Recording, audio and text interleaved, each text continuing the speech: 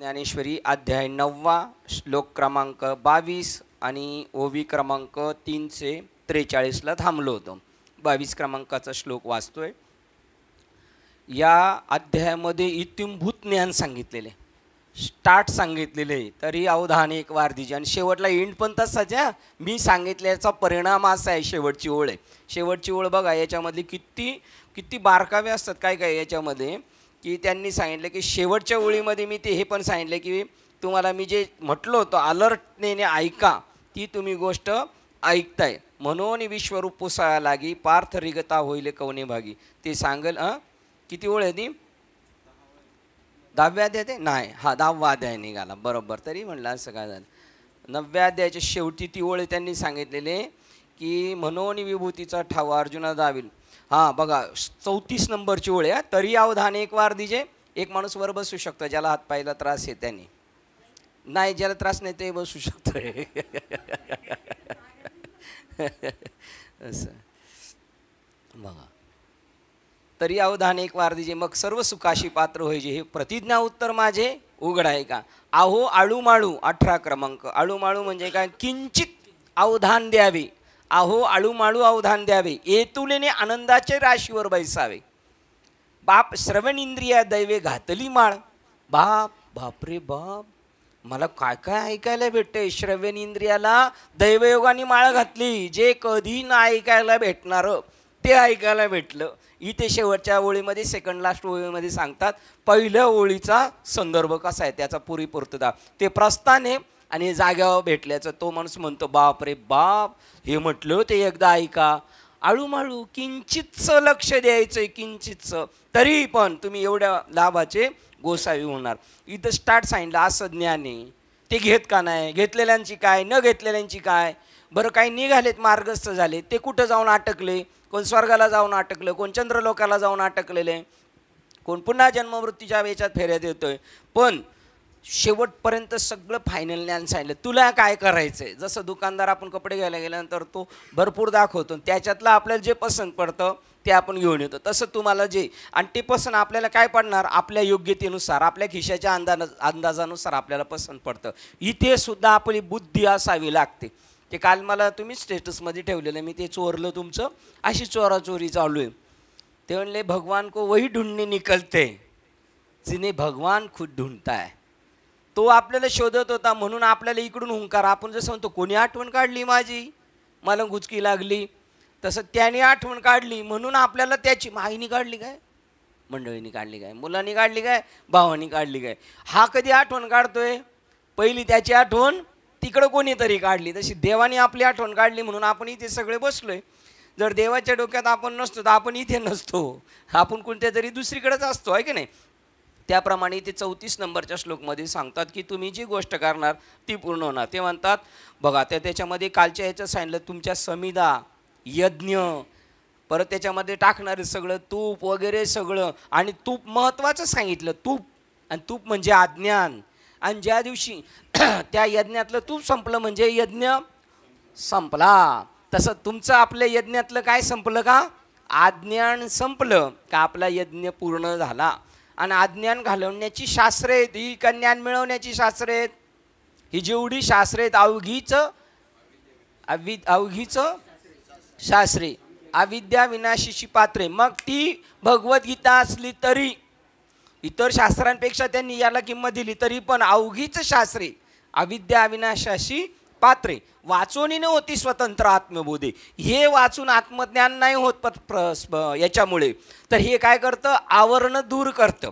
आणि त्यातल्या त्यात इतर जर ग्रंथांना जर कोणाचा दाखला पाहिजे असेल तर गावातला पाटील, सरपंच जाणता, तसं या सगळ्यांमधली जाणता काय, भगवद्गीता, तिच्याकडे यावं लागतं आणि मग ते फायनल केलं जातं.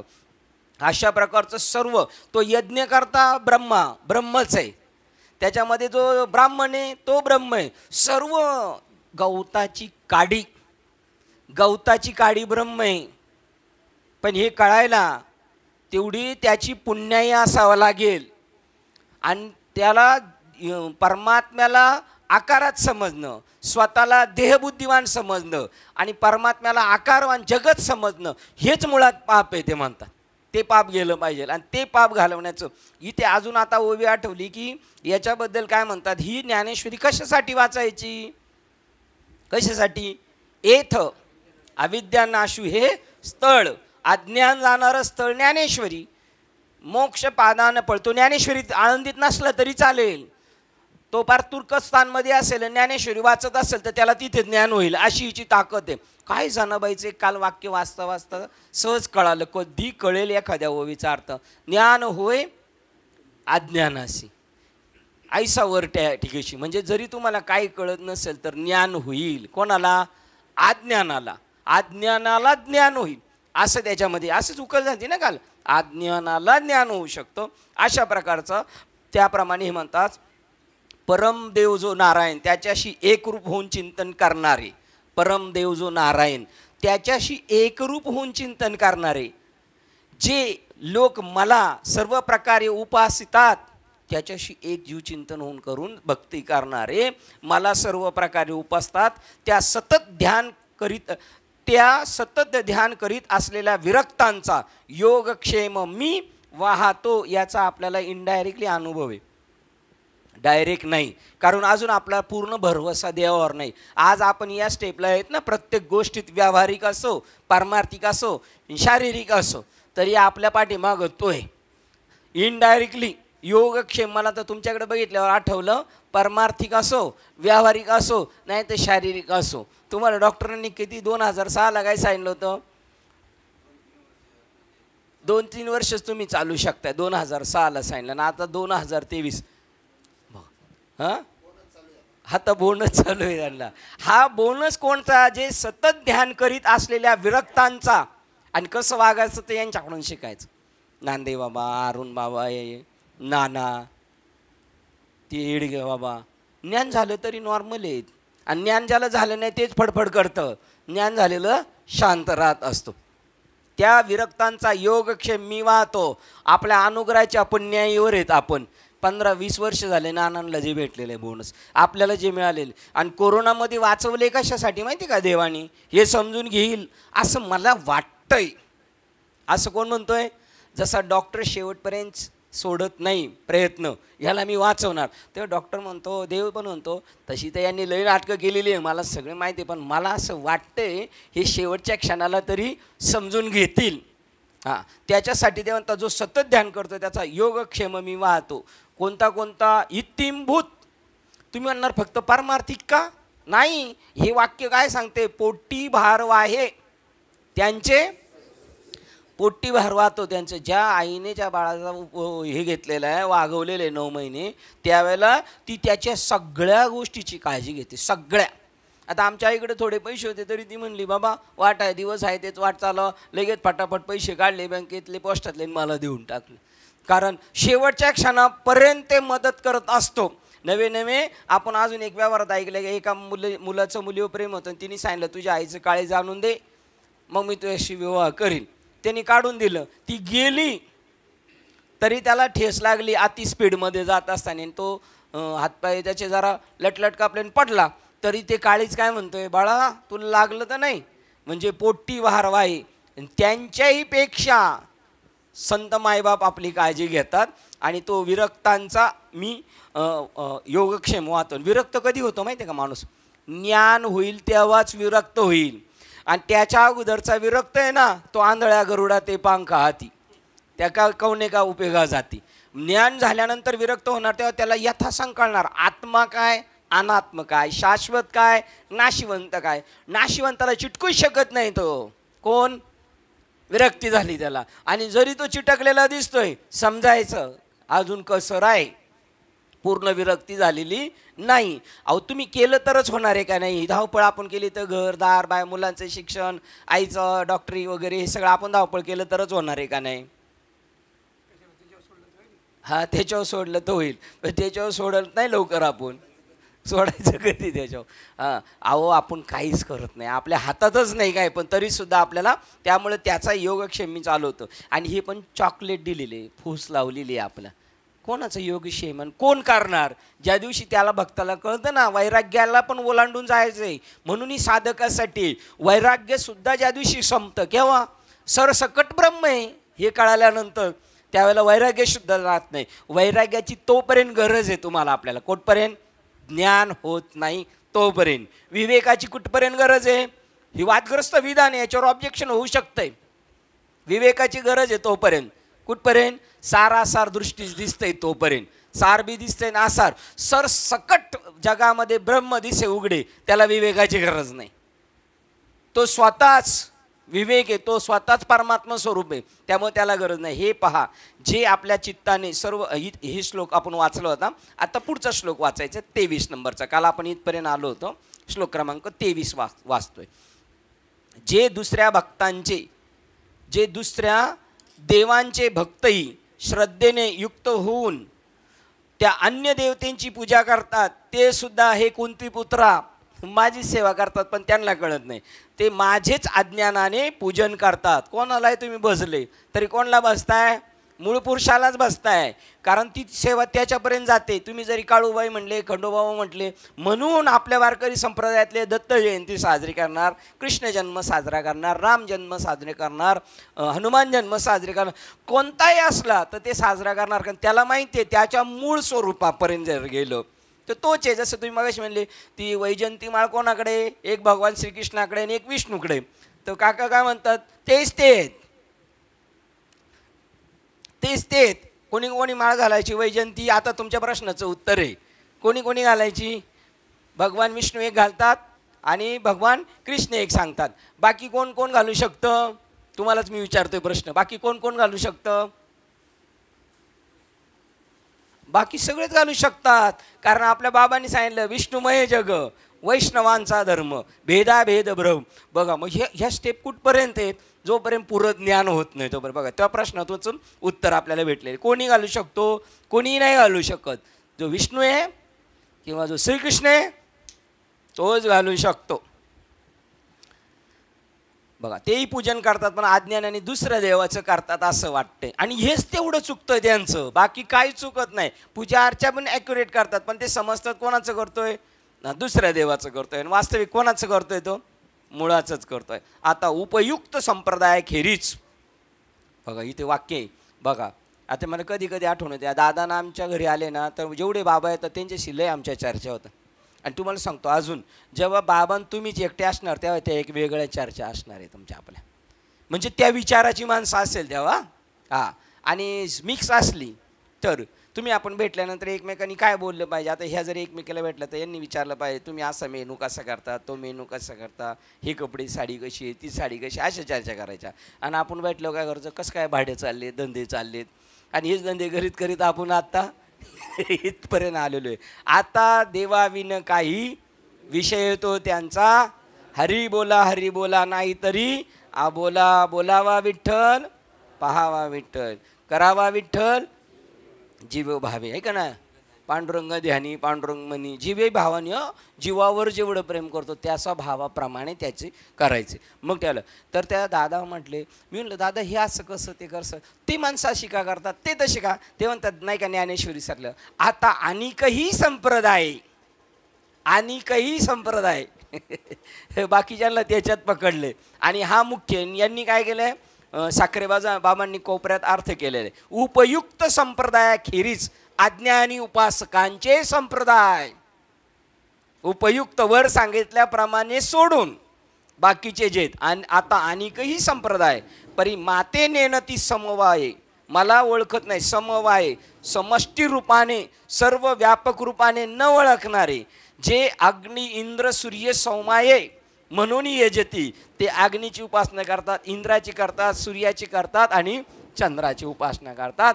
आणि ते करत असताना त्यांना खरं ओळख कोणाची करतात? उपवास करतात, त्यांचं भक्ती करतात, माझीच करतात, पण ते वरच्या काय भुललासी वरील या रंगा. बघा आता उपयुक्त संप्रदाय खऱ्याच अज्ञानी उपासकांची आणखीनही संप्रदाय आहेत, पण ते मला सर्वत्र व्यापक रूपाने जाणत नाहीत. तर फक्त अग्नी इंद्र सूर्य चंद्र म्हणून भेद बुद्धीने यजन करतात. ही ओळ घ्यायची हां. ते त्यांचे पूजनही कालचे काय कुठपर्यंत घेतले सांगितलं होतं ना, 43 पर्यंत घ्यायचे सांगितले होते. बघा आता ही पण घ्यायची कोणती. आणि ते त्यांचे पूजनही खरोखर माझेच होय. कोणत्याही देवाची उपासना करा, ते त्याचीच करतोय आपण, हे आपल्याला कळालं पाहिजे. त्याची सेवा करतोय, कोणत्याही देवाची. आणि कोणत्याही माणसाची सेवा केली तरी आपण त्याचीच सेवा करतोय. जनावराची केली तरी, हे आपला संप्रदाय सांगतो कर्मकांड. कुत्र्याला नैवेद्य दिलाय म्हणजे कुत्र्याला नाही दिला, हा देवाला दिलाय. पण आपण जर त्याला कुत्रा पाहतोय म्हणजे मग समजायचं आपण एक तर माणूस नाही तर आपण पण त्याच लेवलचे. कारण आपण काय पाहतोय, फक्त आकार पाहतोय का नाही. त्याप्रमाणे त्याचे पूजनही खरोखर माझेच होय, कारण त्या सर्व रूपांनी मीच एक. बघा, कारण त्याचे पूजनही खरोखर माझेच आहे, कारण या सर्व रूपांनी मीच एक भरून राहिलेलो आहे ना. प्रश्नचिन्ह, उद्गारवाचक आहे ना. सर्व रूपांनी मी व्यापक भरून राहिलो आहे ना. कोण उत्तर देऊ शकतं याचं? ज्याला जाणे तोच म्हणू शकतो. बरोबर आहे, त्यालाच कळू शकतंय. नाही तर तो म्हणे कसं काय सगळं बसले. बरं आहे, बरं का, ते ना ज्ञानेश्वर महाराज आहे, तुकाराम महाराज आहे, त्यांनाच कळेल. आता आम्ही सकाळी नेरूळला गेलतो, पोरं आली होती यांच्यापेक्षा बारकाली, आणि वही आणि पेन घेऊन. आणि नंतर जाताना एक पोरग याच्याच एवढं, ते जाताना मला विचारते, महाराज तुम्हाला एक विचारायचे. बस बस म्हणलं, शेजारी बस. आपण बाराजाकडे गेलो असतो का? आता मी पण होतो बाबांबरोबर, मोठ्या बाबांबरोबर जायचं म्हणजे भीती वाटायची असं. तर तो पोरग म्हणला, मी असं ऐकलंय का तुकाराम महाराज म्हणतात आयुष्य जातं तेव्हा ज्ञानेश्वरी समजते. बाप रे. मी म्हणलं बरोबर आहे. जास्त, याचा अर्थ त्यांना असं सांगायचं आहे, जास्त अभ्यास करावा लागतो तेव्हा चांगले मार्क पडतात. तर तो लिहून घ्यायला लागला. तर त्याची आई येऊन त्या मला सांगते, त्याला हेही सांगा की जास्त मस्ती करायची नाही. मी म्हणलं हेही सांगितलं तुकाराम महाराजांनी, जास्त मस्ती करायची नाही. त्याची आई म्हणली लिहून घे लिहून घे. तो म्हणतो ते माहिती होली मला. बघा, म्हणजे काय त्या पोराची उंची असेल त्याला समजून घ्यायची. ते खरोखर एक रूपाने, म्हणून कारण की या सर्व रूपांनी मीच एक भरून राहिलो आहे ना. तेव्हा लहान मुलाला कळालं ना, आपल्याला कळालं पाहिजे का. परंतु ती त्याची भजन पद्धती संप्रदायपूर्वक सरळ नसून चुकलेली आहे. हे कोणाला सांगू शकताय तुम्ही? सांप्रदायिक लोकांना सांगू शकताय. तुम्हाला कसं काय, तुमच्या दातातलं गेलं नाही, काल लागले लगेच झाले, तुम्ही संप्रदाय चुकले. अजून याला एक ओळ आहे 18व्या अध्यायातली, तैसा गुरु प्रसन्न होय. अहो दिलं तरी कळत नाही, अशी मंद डोक्याची आहेत. कसं काय कळत नाही? कळत नाही आपण कोणत्या क्षेत्रातले आहेत. हां, तैसा गुरु प्रसन्न होय, शिष्य विद्याही किरलाय, परी ते फळे संप्रदाय उपासल्या. संप्रदायाची उपासना, हां, पार मी म्हणून स्थूल म्हणले तरी चालेल, स्थूल केली तरी वाया जात नाही.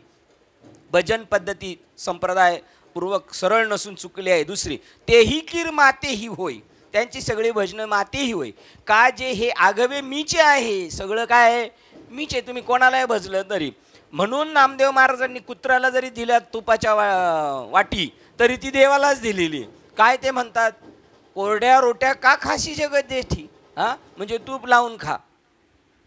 का जे आघवे मीचे आहे, परी ते भजती उजरी नव्हे विषम पडे.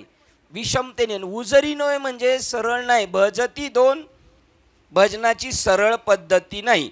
आणि तीन, वाकडी विषमतेने बसतात. पाहे पा शाखा पल्लव रुखावे, हे काय म्हणते नव्हती एकाची बीजाचे, परी पाणी घेपे मुळाचे, ते मुळेच घापे. बघा, सगळ्या झाडालाच पाणी घालायचं. मग तुम्हाला शेंड्यालाही पाणी घालायचे. झाडाच्या शेंड्याला कसं काय घालणार तुम्ही? शेंड्याला पाणी झाडाच्या कसं काय घालणार? झाडाच्या शेंड्याला पाणी मुळाला घातलं काच भेटल. हां, तुम्ही त्या शेंड्याला पाणी घालायला जाता म्हणजे हे सगळे देव कुठचे आहेत? शेंड्यावरचे आहेत. यांना पाणी पोचायचं नाही. हां, आणि त्यांना तुम्ही जरी त्यांच्यावर मारलं ना, त्यांचं पूजा जरी अर्चा केली तरी त्यांना भेटायचं नाही. ते बाजूच्या झाडावर जाऊन पडल. त्यांच्या मुळालाच टाकलं तर त्यांना भेटेल. पहा, ही पण ओळ घ्यायची. हां, हे पहा अर्जुना, हे पहा, वृक्षाच्या शाखा पाने वगैरे ही एकाच बीजापासून उत्पन्न झालेली नव्हती काय, परंतु पाणी घेणे हे मुळाचेच काम असल्याने जे पाणी घालावायचे असले ते मुळाशीच घातले पाहिजे. म्हणून देव म्हणतात तू कोणत्याही देवाला बजू नको, त्याच्यासाठी जो मज होय अनन्य शरण, तयाचेच मी, मला शरण आला पाहिजे. ही त्यावेळेला जेव्हा देव बोलले असतील भगवान श्रीकृष्ण एखाद्या माणसाला, ए भजायचं असेल तर मलाच भज, लोक म्हणले असेल फारच हुशार माणूस दिसतोय. कारण ते पाहतात काय, म्हणून अवजंती मामुडा परत, ए मला माणूस समजू नको हा तू. हे वाक्य आहे दुसरं. कारण ते म्हणतील हा म्हणतो मला बस कृष्ण, तू आमच्यासारखा माणूस, मला माणूस समजू नको, मला माणूस समजशील तर तू मूढमतीचा आहे. ते म्हणतील अजून तू शहाणा, म्हणजे मग मी मूढमतीचा नको ठरायला म्हणून मग मी बोलतो काय तू देव आहे म्हणून, ठीक आहे नाही. किंवा 10 इंद्रिय जरी एकाच देहाची आहेत आणि त्यांनी सेवन केलेले विषयही जरी एकाच ठिकाणी एकाच भोगत्यास पोचतात. बघा उत्तम प्रकारची पक्वान्य करून ती कानात कशी भरावीत, हे एकच आहे ना आपलं. मग इकडे होले आणि इकडे होल, मग इकडून पाठवण्यापेक्षा आज आपला विचार बदलला, इकडून पाठवायचा, बनेल जमेल का नाही.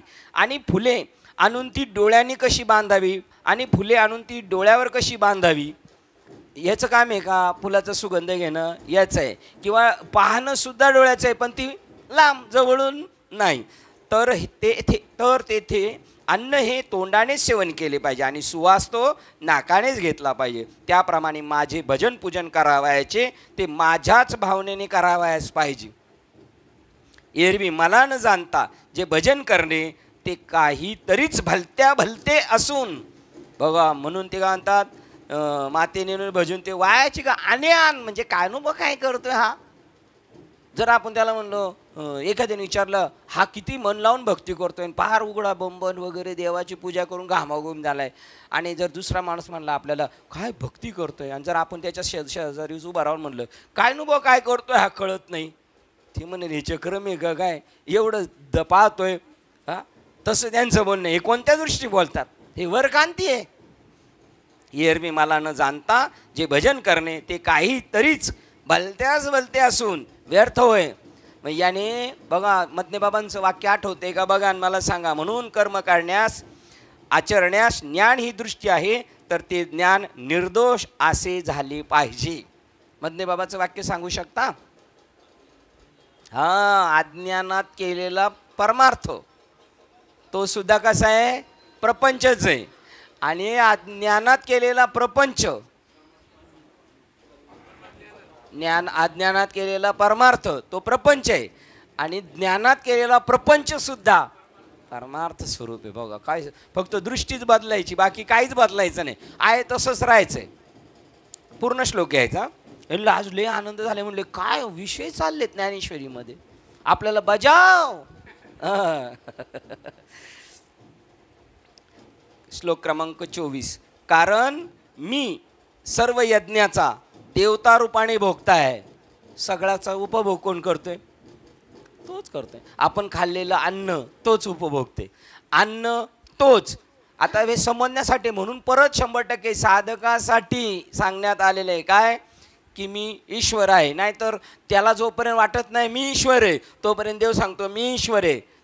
एक दिवशी हा म्हणणार आहे देवा तू एकटाच ईश्वर आहे काय रे, म्हणा आम्ही कोण आहे, असं अर्जुनाने 6व्या अध्यायात प्रश्न केला. मग ते ध्यानधारणा करून ईश्वर स्वरूप होतात. बघा का अर्जुनाचे प्रश्न. आणि मग ते अशी उपासना करतात हठयोगानेच्या साह्याने, आणि मग ते ईश्वर स्वरूप होतात. देवा ते ईश्वर स्वरूप होतात, त्याच्या अगोदर पहिले ते कोण असतात. म्हणला देव म्हणला मला शेंडे लावतो तू. असं हुशार झालं ना आपण असं बाबाला बोललं बाबाला आनंद वाटेल की नाही का राग येईल. आनंदच वाटला पाहिजे बाबाला. तेव्हा आडवा प्रश्न नाही विचारायचं मला, असं नाही म्हणले बाय बाबा. म्हणजे बाबाला वाटणार पटलं पठ्ठ्याला कळालं. कारण मी सर्व यज्ञाचा देवता रूपाने भोगता आहे व प्रभूच आहे, पण अन्य देवांचे भक्त मला अशा तात्विक रूपाने जाणत नाहीत. कोणत्या रूपाने जाणत नाहीत, तात्विक. म्हणून मुख्य उपफलापासून च्युत होतात. साहेब 24चा अर्थ वाचा. कारण सर्व यज्ञांचा मीच भोगता आणि स्वामी आहे. ते लोक मला यथार्थ रूपाने जाणत नाहीत आणि म्हणून ते घसरतात. त्यांनी यथार्थ रूप सांगितला. आणि ते बघा वो श्लोकामध्ये न तू मामाभिजानंती तत्वे नात. बघा श्लोक क्रमांक 24ची शेवटची टूक तत्वे काय आहे ते. तत्वाने मला जाणत नाही. आता याच्यात साखरे बाबा अजूनच यथार्थ लवकर कळत नाही पण तत्व कळणार. ते काय म्हणतात म्हणून मुख्य फलापासून च्युत आहेत. कारण का अशा तात्विक रूपाने ते मला जाणत नाही. आता आपण सगळे जगत देव हे म्हणतोय, हे तात्विक रूपाने म्हणतोय का स्थूल रूपाने म्हणतोय. तात्विक. स्थूल रूपाने काय दागिने सोनं आहे आपण म्हणतो, हे तात्विक रूपाने म्हणतो. हा कापूस आहे हे तात्विक रूपाने म्हणतो. दिसतानी काय आहे तसे दिसतानी तसंच दिसणार आहे तसंच, पण आतून समजणार आहे याचं मूळ कारण काय आहे, मुख्य कोण आहे तो. तर प्रत्येक गोष्टीचा भोगता कोण आहे, परमात्मा आहे ते म्हणतात. बघा आता पुढे पाहूया. एरवी अर्जुना एरवी असे पहा की या सर्व यज्ञोपचार सामुग्रीचा माझ्या वाचून दुसरा कोण भोगताय. आता हे जे वाजतंय ना याचा उपभोक्ता पण तोच आहे, आणि वाजवण्याचं जे चाललंय ना ते तोच आहे, आणि ती साधन सामुग्री सुद्धा तोच आहे. पण आता कळत नाही म्हणून हा जे देवाला जे देवदेवता करतोय त्याचा भोगता मी. जोपर्यंत याला कळत नाही तो मी आहे तोपर्यंत त्याला तसं सांगायचं. एरवी असे पहा की या सर्व यज्ञोपचार सामुग्रीचा माझ्या वाचून दुसरा कोण भोगताय, मीच उपभोग घेतोय. आणि हे एक असं आहे, देव आपला उपभोग घेतोय का आपण देवाचा उपभोग घेतोय. ज्ञान विचारतं मी. आता इथे सांगतात एरवी या सगळ्या यज्ञाचा मीच उपभोगताय. तर देव आपला उपभोग घेतोय का आपण देवाचा उपभोग घेतोय. आपण देवाचा उपभोग घेतोय हे ज्ञान आहे. आणि जोपर्यंत पूर्ण ज्ञान ठसत नाही तोपर्यंत देव याचा सगळ्याचा उपभोगताय, देव याचा उपभोगताय. आणि मग तू कोण रे. नाही बाबा आम्हाला तसं काही सांगतच नाही. आणि आमच्या बाबांना माहीत असतं ना तर त्यांनी आम्हाला सांगितलंच असतं. पण ह्या बाबांनी सांगितलं तूच तो आहेस, जो उपभोक्ता आहे ना तोच तू आहेस. मी सर्व यज्ञांचा आधी आरंभ आहे व यजनाचा शेवटही मीच आहे. मी यज्ञाचा आधी सुरुवात आणि आरंभ, मूळ स्वरूप आरंभ आहे. आधी आणि आरंभ एकच अर्थ आहे. आणि यजनाचा शेवटही मीच आहे. भोगताही मी आहे, भोग्य वस्तू मी आहे. आणि अजून काय राहिलं, भोग, भोगता आणि भोग्य वस्तू ती पण मीच आहे. परंतु जे याज्ञिक बुद्धिमान असतात ते मला सोडून इंद्रादिक देवाला भजतात. पा काय हुशार आहे बघा. आता हे कसं बोलणं आहे, तुले हुशार माणूस आहे का अनुग्रह घेत नाही, तुले हुशार आहे म्हणून घेत नाही. मी सर्व यज्ञाचा आधी आरंभ व यजनाचा शेवटही मीच आहे. परंतु जे याज्ञिक नाही, बुद्धिवान नाही, काय शिंदे, दुर्बुद्धिवान असतात ते मला सोडून इंद्रादिक देवाला भजतात. अशी पण दुर्बुद्धी ते म्हणा नको देऊ नारायणा. ज्याप्रमाणे गंगेचे पाणी घेऊन देव व पितर यांना उद्देशून तर्पण करण्याच्या नावाने पुन्हा गंगेतच अर्पण करतात. कोणला, तिकडं दिलंय का परत तिचंच तिला दिलंय गंगेला, तसंच त्याचंच त्याला देतोय. फक्त निमित्त कोणाला तरी असं आपण बहाणा केलेला आहे याला, पण देतोय कोणला, पितरांना देतोय किंवा सूर्याला देतो. असं जरी वाटलं तरी देतोय कोणला, ज्याचं त्यालाच देतोय. गंगेतून आलंय ते आरंभ पण आणि शेवटचं वाक्य काय होतं, शेवटही मीच आहे. किती बारकावा आहे हा. ज्याप्रमाणे गंगेचे पाणी घेऊन देव व पितर यांना उद्देशून तर्पण करण्याच्या नावाने पुन्हा गंगेतच अर्पण करतात, त्याप्रमाणे ते माझेच मला देतात, पण निरनिराळ्या भावनेने देतात. एवढेच चुकते. मी खंडोबाबाला दिलं, हे काळूबाईला दिलं, हे दत्तांना दिलं, अमुकला दिलं, नाही तर दिलंय कोणाला, मला. कारण मूळ जाणत नाही ना. म्हणून मुक्ताबाईंनी चांगदेव महाराजांचं कान पकडून सांगितलं, म्हणे मुक्ताबाई ऐक चांग देवा खरे आणि रोकडे जगामध्ये ब्रह्म दिसेस उघडे. म्हणून पार्था ते कधीही माझ्या यथार्थ स्वरूपास पावत नाहीत, तरी ते मनात तर ते मनात ज्याची इच्छा धारण करतात त्या लोक विशेषाप्रत जातात. बघा मला वाटतं 28 नंबरचा किंवा याच्यातच आहे, 90 अग्निकुंडे बीजे घातले याच्यातच आहे ना. जे देवाची उपासना करतात ते देवा, बघ पुढेच आहे, कशाला जास्त लांब जायचं. पहा श्लोक क्रमांक 25. आता चाललंय ना पितर, ते पण आपण समजायचं पितरांना देतोय पण परमात्म्यालाच देतो. ही आपल्याकडं माणसं जेवायला आली तरी पण आपण कोणाला जेवण देतोय.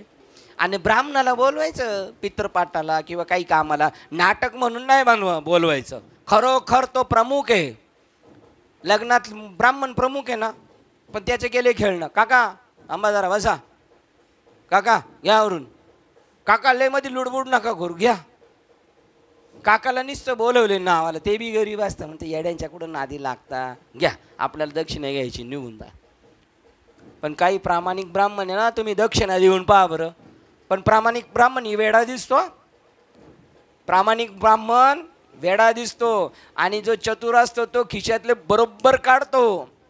हा मी पाहिलं किती, मला जर भेटलं ब्राह्मण एखादं द्यायला, नको नको, मी याच्यासाठी नाही आलो, घ्या. साधी माणसं लय हुशार असतात बघा. ते म्हणतात ते इथपर्यंत सगळं घ्यायचं, तो पण श्लोक घ्यायचा, तर काय काय नाही घ्यायचं. हां, नंतर असं मला वाटतं ज्ञानेश्वरीमध्ये पारायण प्रत फक्त मार्किंग करून ठेवावं लागेल आपल्याला. देवांमध्ये ज्याचे व्रत नियम किंवा भक्ती असते, देवांची जी भक्ती करतात ते देवास प्राप्त होतात. बघा, देवांमध्ये ज्याचे व्रत असते, देवांमध्ये म्हणजे कोणते? इंद्र चंद्र देव ब्रह्मादी करुणी संशयाची श्रेणी छेदिती ना, ते देव. देवांमध्ये ज्याचे व्रत नियम किंवा भक्ती असते, देवांची जी भक्ती करतात ते देवास प्राप्त होतात, म्हणजे चंद्रलोकाला जातील, सूर्यलोकाला जातील. पितृभक्त पितरास प्राप्त होतात.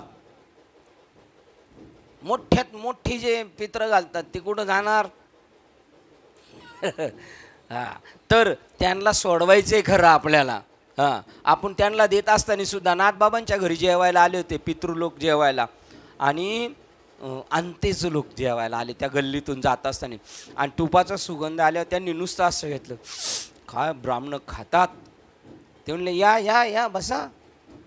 आम्ही हा या घरात वाड्यात बसवले जेवायला, तेवढ्यात ब्राह्मण आली. आमचा अपमान, आमच्या अगोदर यांना.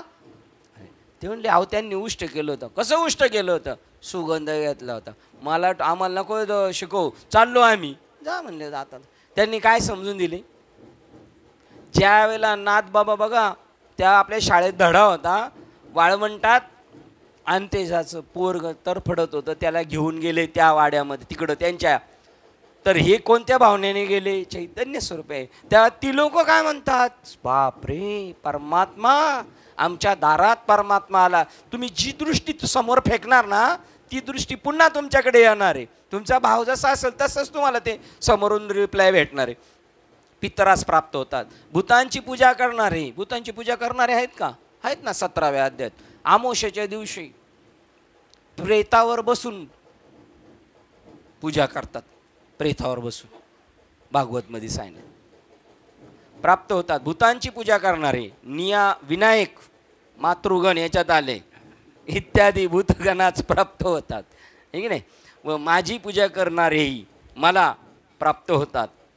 मनाने वाचेने व सर्व इंद्रियांनी ज्यांचा भजन प्रवाह ओघ जो इंद्राधिक देव मार्गाकडे देवता उद्देशाने आहे. बघा इथं क्लिअर करून टाकलं त्यांनी. कोणता?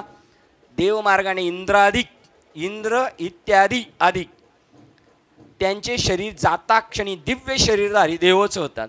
ते कोण होऊन जाणार? देव होऊन जाणार. अशा अथवा श्राद्ध पक्षातील जी पितरांची व्रते आहेत, ती व्रते जे मनपूर्वक पाळतात त्यांना मरणोत्तर पितृलोकाची प्राप्ती होते. किंवा भूत वेताळाधिक शूद्र देवता ही ज्यांची परमदैवते आहेत व त्यांनी घातक अशा जारण मारण साधना करताच तामस कर्मांनी उपासना केली आहे, त्यांना देहरूपी पडदा दूर होताच मेल्यावर भूत खेताधिक योनी प्राप्त होते. अशा प्रकारे ज्याच्या त्याच्या संकल्पप्रमाणे त्याची कर्मे त्याला फलद्रूप होतात. तुम्ही काय कर्म करता याच्यावर डिपेंड नाही आहे. तुमच्या डोक्यात काय चाललंय हे महत्त्वाचं आहे. तुमचं कर्म काय आहे त्याला महत्त्व नाही आहे. तुमच्या डोक्यात काय चाललंय, उद्दिष्ट काय. पोलीस कंप्लेंट करून तो मला याच्यापासून माझ्या जीवाला धोका आहे, तो चॉपरनी मला कापणार आहे असं बोललाय म्हणून पोलीस स्टेशनला जाऊन कंप्लेंट करतो. आणि जेव्हा आपल्या माणसाच्या पोटात दुखायला लागलं का आपण हॉस्पिटलमध्ये घेऊन जातो, तेव्हा तो म्हणतो त्याचं पोट कापावं लागेल धारधार सुरीने. तो लिहून देतो कापा कापा कापा कापा, म्हणजे काय झालं तर मी जबाबदार आहे, बिंदास कापा. आणि इकडं म्हणतो माझ्या जीवाला याच्यापासून, मग हाही कापणार आहे तोही कापणार आहे, पण दोघांच्या कापण्यामध्ये फरक आहे. तसं ते म्हणतात तुमच्या संकल्पाप्रमाणे त्यांची कर्मे त्यांना फलद्रूप होतात. तुमच्या डोक्यात काय चाललं हे महत्त्वाचं आहे.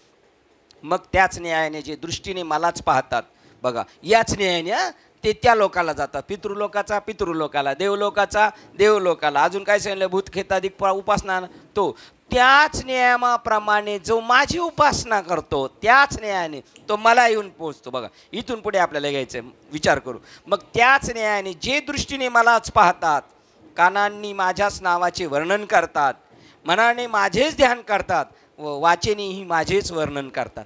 जनाबाईचा हा दृष्टिकोन होता. मी जे बी करते ते ईश्वराचं कार्य करते. नामदेव बाबांच्या घरची मी मोल करीन नाही, मी देवाचं काम करते या भावनेने करतात.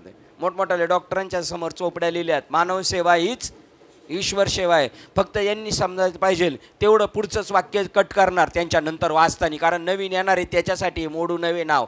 पण त्याच्या पुढे मानव सेवा हीच ईश्वर सेवा हे त्याला शिकवलं. पण ज्यावेळेला ते त्याच्या रोमात भिनलं जाईल तेव्हा तो समजणार मानव सेवा नाही करत मी, हां मी ईश्वर सेवाच करतो आहे की नाही. सर्वांगाने ध्यान करतात बघा, श्रवण करतात, मलाच पाहतात, कानांनी व माझ्या नावानेच वर्णन करतात, कानांनी माझ्या नावाचेच, हां बघा उलटं झालं. मग त्याच न्यायाने ते दृष्टीने मलाच पाहतात, कानांनी माझ्या नावाचेच वर्णन श्रवण करतात, मनाने माझेच ध्यान करतात आणि वाचेने माझेच वर्णन करतात. सर्वांगाने सर्व ठिकाणी मलाच जाणून नमस्कार करतात. सर्वांगाने सर्व ठिकाणी मलाच जाणून नमस्कार करतात. ज्यांनी दाने पुण्य वगैरे जे जे काही केले ते सर्व माझ्या उद्देशानेच केले असते. त्यांचा उद्देश काय बघा, मगाशी सांगितलं होतं संकल्प, त्याचं सोपं वाक्य काय आहे, सोपा अर्थ. दुसरं उद्देश, डॉक्टरचा उद्देश याला फाडायचा आहे आणि डॉक्टर त्या गुन्हेगाराचा उद्देश याला फाडायचा आहे. पण दोघांचा उद्देश फाडण्यापाठीमागे उद्देश काय, याला बरं करायचं आहे आणि याला संपवायचं आहे. तुमचा उद्देश काय, देवाच्या उद्देशी, देवाच्या उद्देशी जेथे जेथे भाव तेथे तेथे ठाव विश्वंभर. असं जेवढं घाईत बोलत तेवढं बरं आहे, म्हणजे पायात पाय गुटून पडला नाही पाहिजे माणूस. हळूहळू बोलायचं. हळूहळू कसं बोलायचं आहे, बोलून दाखव. देवाच्या उद्देशी जेथे जेथे भाव, हळूहळू तेथे तेथे ठाव विश्वंभर. तुम्ही ज्या ज्या पॉईंटला पाहणार तिथे लगेच नाही कोणती गोष्ट. व्यापारी जो येतो, गायांचा व्यापारी किंवा भाजीपाला जो असतो तो शेतातला, तो लगेच आल्या बोलतो काय, आपल्याला लय घाई, किती लवकर काय बोलतो. व्यापारी काय बोलतो तो सगळं पाहून घेतो, सगळ्या कडा वगैरे, आणि मग तो बोलतो. असं त्याचं सगळं जाणून मग बोलणं छान प्रमाणे उत्कृष्ट. ज्यांनी दाने वगैरे जे जे काही केले ते माझ्या उद्देशानेच केले असते. ज्यांनी माझे स्वरूप यथार्थ जाणण्याकरताच शास्त्राचे अध्ययन केले आहे. किती महत्त्वाचं वळ आहे. कशासाठी अभ्यास चालला आहे, पोट भरायला. शिकवलं बी असं जातं. आता इथून जाऊ दे, आता इथून एकदा शिकून तुम्ही सुटले का, कोर्स पुरा झाला का, मग बिंदास. कोण तुमच्याच गावचं बोललं होतं का यांच्या गावचं बोललं होतं काय माहिती. चांगलं तुमच्या गावचे बोलतात आणि बाकीचे यांच्या गावचे बोलतात. यांच्या गावचं म्हणलं आता पोरग आहे तीर्थक्षेत्राच्या ठिकाणी शिकायला, आता झालं, आता त्याचं शेवटचं वर्ष आला म्हणजे 2-5 हजार माप त्याला आणीच जाईल, म्हणजे टेन्शन पिटलं कोणाचं, बापाचं आहे की नाही. हा कोर्स आहे, कोर्स. भक्ती क्षेत्र हा एक काय झालेला आहे, कोर्स आहे की नाही. कुठे गेलो होतो आपण, हां शास्त्राचा अभ्यास, बरोबर. मला वाटलं शास्त्रींकडे गेलो होतो काय हा म्हणतो. म्हणजे चांगले ठरून मोठ्याल्या ऐंशीच भांडायचं नाही का. हां मोठ्याल्या ऐंशीच. पाटलाच्याच नादी लागलं का, पाटलाची जिरली म्हणजे अख्खा गावच येतोय मागं. हे इलेक्शनवाले कोणला जाऊन पकडतात, गावचा मुखिया कोण आहे त्याला हाताशी धरलं म्हणजे झालं काम. ज्ञानेश्वर महाराजांनी ही युक्ती चालवली. आज जेंटलमॅन कोण आहे भक्ती क्षेत्रात, ज्ञानेश्वर महाराजांच्या काळात कोण नावारूपाला आलं ते जेंटलमॅन, नामदेव महाराज. बस त्यांनाच भेटायला जायचं. दुसरे हे चांगदेव महाराज, ठीक आहे. मग बडे के पीछे भागेंगे हम. इकडं विसोबा चाटी, तिकडं रामेश्वर भट्ट. आणि एक झालं का अख्खं गाव फिरलं. शेठ फिरले म्हणजे गाव फिरलं. सर्वांगाने बघा, ज्यांनी माझे स्वरूप यथार्थ जाणण्याकरता शास्त्राचे अध्ययन केले आहे. कुठून घ्यायचं आपलं चालू होतं, हां 59 पासून मलाच पाहतात बरोबर, याच नाही आणि 59 पासून पुढे 58च्या पुढे कंस करायचं 59 ज्यांनी माझे यथार्थ स्वरूप जाणण्याकरता शास्त्राचे अध्ययन केले आहे. आपली ही वाचणं कशासाठी चालले आणि ऐकणं कशासाठी चालले? लोकांना दाखवण्यासाठी. आपल्याला कळून घ्यायचंय काय याच्यात गौडबंगाल, काय ज्ञानोबरायांची मेघ. आणि तुम्ही जेव्हा जास्त गाईला जसं वासरं सारखं डुसण्यात येईल तेव्हा ती पाणवणार आहे. तसं नाही, उभा राहिलो तो वासरू म्हणला मी पाणवतो तिला, नाही त्याला मेहनत करावं लागते, दमतं येते, तेव्हा ती पाणवते. बरं त्याची ओढ पण किती आहे. तुम्ही ते वासरू सोडवायला जा बरं, प्यायच्या वेळेला ते खुट्याला सोडताना ढिल्लं होतं का नाही, जसं आपण सोडायला जातो तसं जसं सोडायला जातो तसं टाईट होतं. तुम्ही पण देवाकडे तेवढ्याच उद्देशाने पळायला जाता आणि जेवढं सुटायला जातं तेवढे काय होतं तुम्ही टाईट होतं. तो असा गुंतवत जायला लागला का समजायचं आपल्यावर देवाची कृपा आहे आणि मोकळी जा जा जा कुठं जायचं जा, समजायचं का आपल्याला काही एवढी सुट्टी बरोबर भेटलेली नाही. ज्यांनी माझे स्वरूप आणि रोज येणाऱ्यापेक्षा कधी तर येणारा तो समजायचा मास्टर आहे आपण या लिंकप्रमाणे, आहे की नाही. कारण ते बरोबर सगळं साधतात, दोन्ही ठाईल तुका नाही पडू देत चुका, आहे की नाही. ज्याने माझे स्वरूप जाणण्याकरता शास्त्राचे अध्ययन केले आहे. माझ्याच योगाने अंतर्बाह्य तृप्त आहेत. तृप्त जरी झालो आपण कशाने, संसाराने होणार आहे काही तृप्त. हय्यात गेली तर होणार नाही. सिकंदर बादशाचं उदाहरण ऐकता पार शेळमट झाल्या जिभा, आणि ऐकता कान शेळमट झाले आणि जिभा पण सांगणाराच्या शेळमट झाले, पण कळालं नाही. तृप्त जरी झालो तर ईश्वर प्राप्तीनेच होणार, एरवी नाही होणार. माझ्याच योगाने अंतर्बाह्य तृप्त झाले आहेत.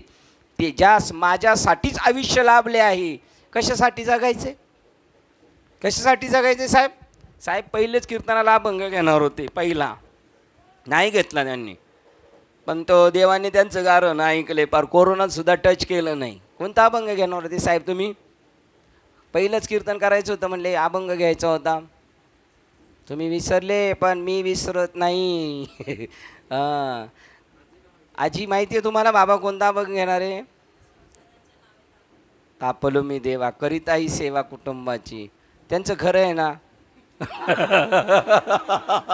एकदम परफेक्ट आहे साहेब. ताई म्हणतात साहेब कीर्तनाला अभंग घेणार होते. गात्रे माझे पांडुरंगा जाऊ नको देऊ भंगा,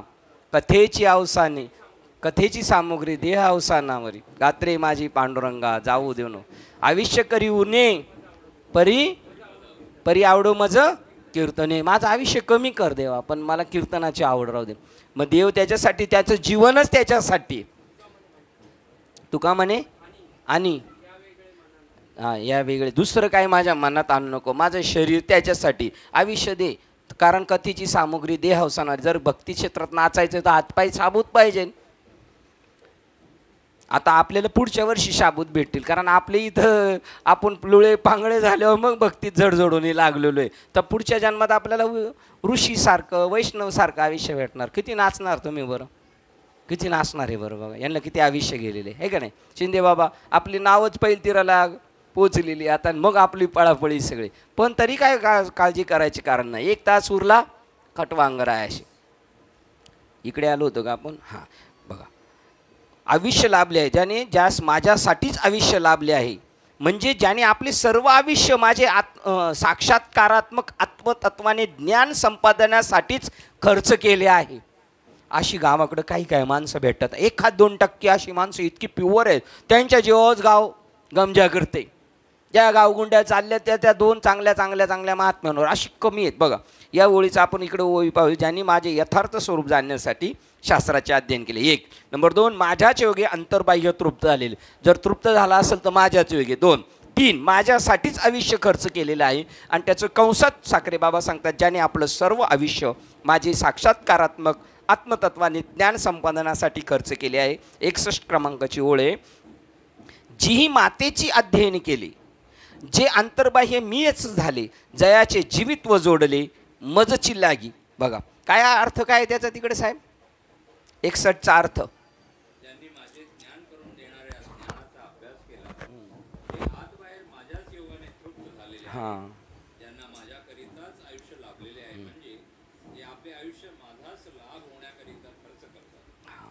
बघा, आणि ती आत्मसाक्षात्कारात आत्मतत्वाने साक्षात्कार होण्यासाठी हे अजून ओपन केले, उकल केलेली त्याच्यामध्ये, आहे की नाही.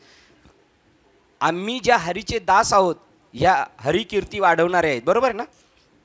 आणि त्यांचं म्हणणं काय, आम्ही ज्या हरीचे दास आहोत, हरिकीर्ती वाढवणारे आहोत, असे भूषण मिरवण्याकरता जे आपल्या अंगी अहंकार धारण करतात ते जगात एकमेव माझ्या लोभानेच लोभी आहेत. त्यांचा लोभ आहे वर्षासाठी, सर्व लोभ्या धन तैस्या परी आम्हा नारायण. अजून हरीचेच दास आहोत, हरिकीर्ती वाढवणारे असे भूषण मिरवणारे, भूषण मिरवणारे प्रमाण भूषण लेवती भूषणे, म्हणू हरीचे दासन लेवती भूषणे. किंवा अजून तुकोबरायचा असं म्हणणे, आम्ही कंठी मिरवा तो शिव्रत कर, त्याच्यातलंच आहे ना. हां, म्हणू हरीचे दास लेवती भूषणे, आहे की नाही.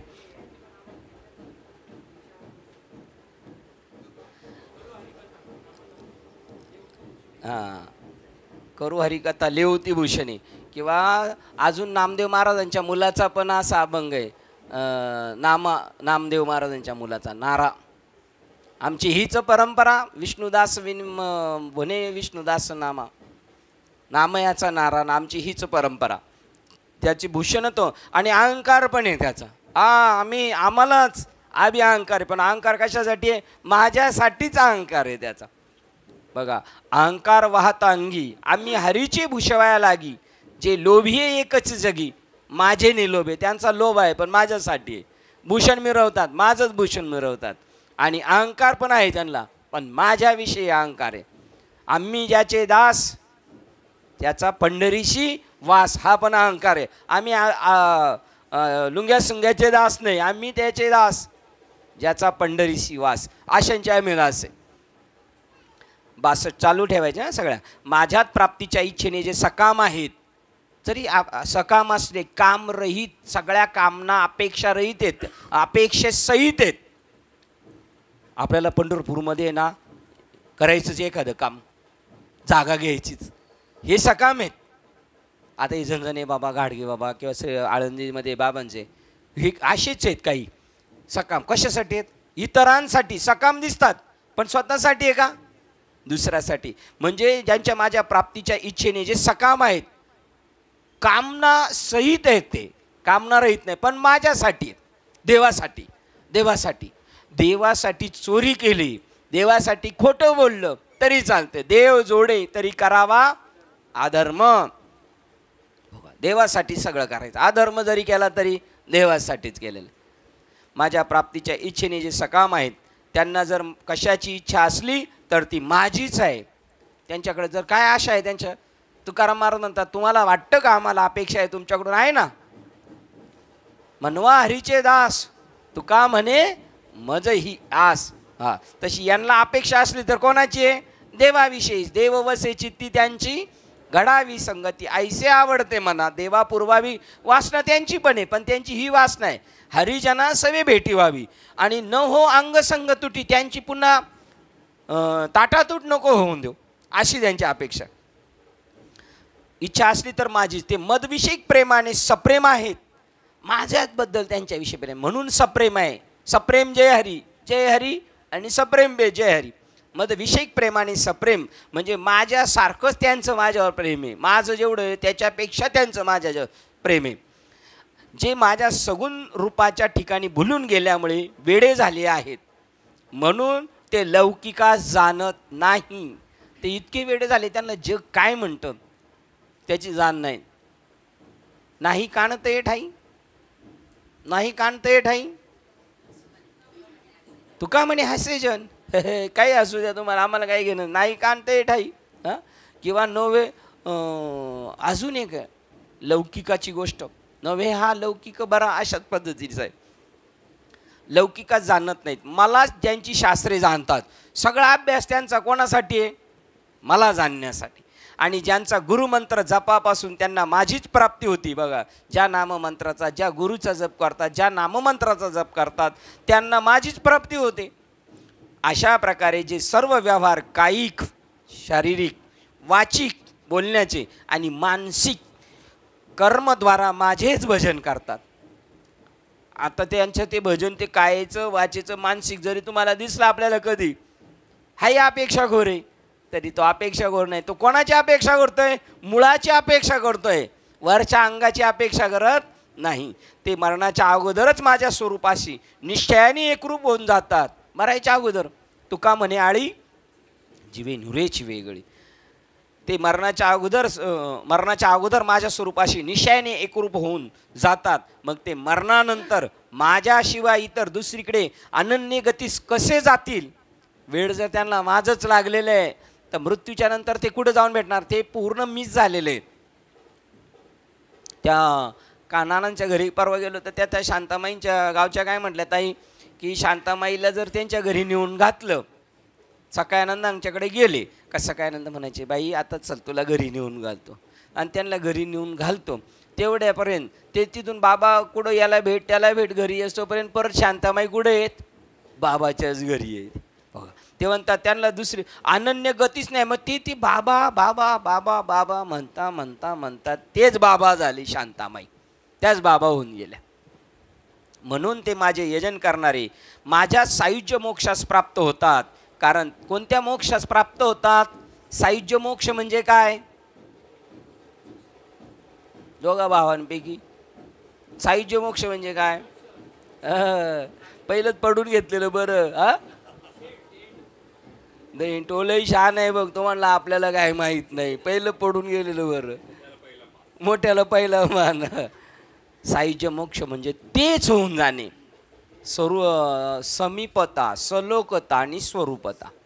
सलोकता देव कुठे राहतात? घाटकोपरला. आपण पण घाटकोपरला राहायचं. सलोकता देव कुठं घाटकोपरमध्ये राहतात? भटवडीत, घनश्याम बिल्डिंग लगेच समोर भटशुभामध्ये. समीपता. त्याच्यानंतर मग देव कसा पोशाख करून फिरतात तसाच स्वरूपता. आणि नंतर डायरेक्ट घनश्याममध्येच राहायला यायचं. सायुज्यता.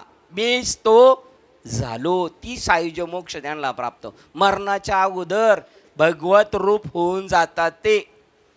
म्हणून ते माझे यजन करणारे माझ्या सायुज्य मोक्षास प्राप्त होतात. कारण त्यांनी सेवेच्या निमित्ताने ते मोक्ष सायुज्य मुक्त म्हणजे ते भगवंत होतात. कारण त्यांनी सेवेच्या निमित्ताने अर्पण करतेवेळी मलाच आत्मभावच मला अर्पण केलेलं. बघा त्यांनी सेवेच्या निमित्ताने अर्पण करतेवेळी आपला आत्मभावच मला अर्पण केला आहे. आत्मभाव दिल्यावर काय शिल्लक राहिले याच्याकडं? काय काकड्यातलं एखादं प्रमाण? तुका म्हणे काय करा? तुका म्हणे बळी आणि जीव दिला. स्वतःचा जीव भाव म्हणजे आत्मभाव अर्पण केलं. बदल्यात काय भेटणार? मोबदल्यात साठलोट केलं तर देवाकडून काय भेटणार? जीवभाव दिल्यानंतर आत्मभाव परमात्मभाव रिटर्नमध्ये येणार. नाही नाश सुख दिदले तयास झाले जे उदास देह भावे. सर्व भावे आणि देव भावे दोन पाठे. ते पण लक्षात ठेवायचं. कधी कीर्तनाला गेलं तर दोन भाग आहेत. तुका म्हणे उगेची राहा. जे होईल ते आणि काही ठिकाणी जे होईल ते सहज पहा. तुका म्हणे उगेची राहा सहज पहा. जे होईल ते सहज पहा. जे होईल ते सहज पहा. अर्जुना भक्ताने माझ्या ठिकाणी आत्मभाव जीवभाव समर्पण केल्याशिवाय मला आनंद होत नाही रे. चांगले बाबा. म्हणजे आपण संपायचं आपल्याकडे तेवढंच काम आहे का? आपलं अस्तित्व मिटवायचं मग तो आपल्याला देणार. तसाच येतो. तसा तो देत नाही. बघा जीवभाव अर्जुना भक्ताने माझ्या ठिकाणी आत्मभाव म्हणजे जीवभाव समर्पण केल्याशिवाय मला आनंद होत नाही. अरे इतर दुसऱ्या कोणत्याही उपचाराने मी कोणासही आकलन होत नाही. 25 नारळाचं तोरण, 1.25 किलो पेढे, 20 दिवस येतो तुमच्या बरोबर. आत्मभाव आपलं अस्तित्व संपवणं आणि मग त्याचा आत्मभाव आपला प्रगट होतो. आपलं अस्तित्व आहे तोपर्यंत नाही. आणि हीच देहबुद्धी ती आत्मबुद्धी. जीवबुद्धी संपली का मग आत्मबुद्धी तयार होते. एरवी नाही होत. कुठे आलो होतो? इतर दुसऱ्या कोणत्याही उपचाराने मी कोणाचे आकलन होत नाही, म्हणजे माझी प्राप्ती होणार नाही. येथे जो परमात्मविषयक ज्ञान मला झाले असे पोकळ गर्वाने म्हणत असेल त्यालाच ते मुळीच समजले नाही असे निश्चयाने समजावे. का? हे वाक्याचा अर्थ सांगा. कारण तो जीवभावाने शिल्लक आहे म्हणून म्हणतो मला देव कळला. आणि जेव्हा देव कळला जातो त्यावेळेला देव सांगू शकत नाही, सांगतो ना, पण देव मला कळाला असं नाही म्हणत. मी देव झालो, देव पाहावयाशी गेलो, तिथे देवच येऊन गेलं. का देव पाहून आलो? बाबा म्हणले लग्न झालं आणि पहिल्या बोळवणीला नवरी तिकडे गेली आणि हा गेला आणि फक्त पाहून आला का घेऊन आला? घेऊन आला. तसं पंढरपूरला गेल्यावर देव पाहून यायचं का घेऊन यायचं? घेऊन यायचं. आपण कशी करतोय फक्त सगळे? अहो पाहिलंय त्या दिवशी जमत नाही, आतमध्ये गर्दीच जास्त असते, 36 तास 38 तास, त्यामुळे आपण पाहतो त्या याच्यामध्ये चित्र मुखदर्शन किंवा ते बाहेर दे स्क्रीनवर पाहून येतं आहे का नाही. म्हणजे म्हणून मला ते प्राप्त होते. इथे जो परमात्मविषयी ज्ञान मला झाले असे पोकळ गर्वाने म्हणतो, म्हणजे तो जीवभावाने शिल्लक आहे की नाही? मग नाही, असे त्यालाच ते मुळी समजले नाही असे निश्चयाने समजावे. जो आपले निष्कारण संपन्नत्व मिळून दाखवतो तोच त्याचा उणेपणा होईल. मी झालो, आम्ही झालो, तो म्हणेल तो काहीच नाही, हीच ओळ असणार आहे. निष्कारण मी युक्त झालो असे जो म्हणतो तो संपन्न वा मुक्त यापैकी काहीच झाला नाही असे समजावे. संपन्न पण नाही आणि मुक्त पण नाही. 68 काय ओळ आहे? तीच असायला पाहिजे. अर्जुना येथे जाणीव त्याची केले आणि अथिले पण मी आम्ही झालो जो म्हणेल तो. अथवा हे किरीटी आम्ही यज्ञयाग केले, दान धर्म केला किंवा आम्ही तप तीर्थाटन केले अशी जे पोकळ घमेंडी गर्वफुंज बाळगतात त्यांना माझ्याजवळ सायुज्य प्राप्तीच्या दृष्टीने पाहिले असता गवताच्या काडी इतकी किंमत वा योग्यता नसते. ती त्या गवताच्या काडी इतकी सुद्धा त्याला की म्हणचाल मी एवढं करून आला. अरे मोठमोठ्याची काय त्रेदा उडाली त्याचा विचार करून पहा. ज्ञान ऐश्वर्य संपन्नतेच्या बाबतीत वेदाहून कोणी अधिक ज्ञानेश्वर्य संपन्नतेच्या बाबतीत वेदाहून कोणीतरी अधिक जाणता श्रेष्ठ आहे का? किंवा 1000 मुखांनी शेषापेक्षा अधिक बोलणारा कोणी आहे का? पण तो पण माझ्या अंथरुणात तळवटी लपून बसलाय, तर बाकीच्यांच्या वल्गना काय काशी करून आलो बनारस करून आलो, पण तो शेषही माझ्या अंथरुणाखाली दडून बसतो. म्हणजे तो शेवटी परमात्म्यांचे अंथरुण होतो. तो दुसरा जो वेद तोही नेती म्हणजे स्थूल मूर्त आकारवान वस्तू परमात्मा नव्हे, ही अमूर्त सूक्ष्म आकारवान परमात्मा नव्हे इतकेच म्हणून परत फिरतो. तसे सनकाधिक माझ्या निर्विशेष परमात्म स्वरूप निर्धाराविषयी वेडेपिसे होऊन म्हणजे भांबावून गेले आहेत. खरं ज्ञान होतं त्यावेळेला बोलतात नाही. तो तुका म्हणे वाचा खुंटीत होती, पांगुळाला प्राण सुद्धा त्याची हॉस्पिटलमध्ये असणाऱ्याची त्याची सुद्धा अशी त्या काड्या मोठमोठ्याने झटका मारत असणार. त्याला देवभाव विसरून जातो. सगळं पाहिल्यानंतर अर्जुन घाबरा झाला आणि खाली पडलेला आहे. आपण जर म्हणतो आपण लय शंकराचे भक्त, कधी शंकर प्रगट होऊ द्या बरं एकांतात, बोबडीच वळण अरे बोत म्हणून पळत सुटू आपण. तपस्व्यांची निवड करताना काय मांडलेले बघा. आता इथं त्यांच्या लक्ष्मीची पण आणि भगवान शंकराची सुद्धा नाही तिथं चालत. तू कोण? तोही अंथरुणातळवरी सगळ्या आपण चाललं ते कंटिन्यू चालू ठेवायचं, बरोबर ना? मध्ये काही अजून तुटलं नाही ना काही, बरोबर. तपस्व्यांची निवड करून विचारपूर्वक पाहू लागले तर महादेवाच्या तपश्चर्यतेच्या योग्यतेचा दुसरा कोणी तपस्वी आहे काय? हे आपण सुद्धा लय गमजा नाही मारायच्या. मी करतो ना चिंतन, 1 तास करतो, 2 तास करतो. आमचे बाबा 6 तास, 6 6 12 6 18 6 24 18 तास बाबा कच्चा, फक्त 6 तास करतो. कशाची सुद्धा आपल्याला ज्ञानाची, आपण केलेल्या दान धर्माची, आपण काही केलेलं त्याची आठवण नाही राहिली माझी. संकल्प डोक्यात राहिला नाही पाहिजे कोणत्याही गोष्टीचा. महादेवाच्या तपश्चर्येच्या योग्यतेचा दुसरा कोणी तपस्वी आहे? प्रश्नचिन्ह.